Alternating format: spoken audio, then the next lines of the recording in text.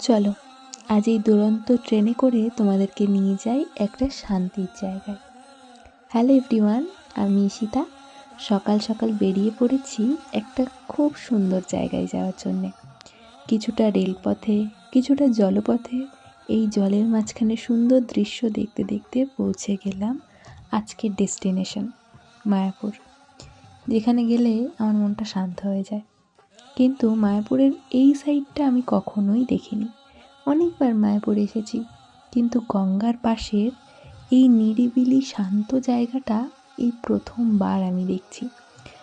আমরা যে হোটেলে ছিলাম সেটার পাশ দিয়েই এই জায়গাটা। এটা কোনো পার্ক না, এখানে আসতে কোনো টাকাও লাগে না, সবাই এখানে আসতে যেতে পারে। কিন্তু খুব কম সংখ্যক মানুষই এখানে আছে। যারা আছে তারা নিজেদের কৃষ্ণ নামে ব্যস্ত।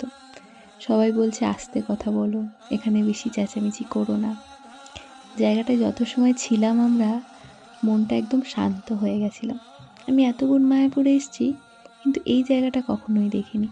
তোমরা যারা মায়াপুর আসছো তারা নিশ্চয়ই এই জায়গাটাকে ঘুরো, দেখো মনটা পুরো শান্ত হয়ে যাবে আর মন বলবে রাধে রাধে।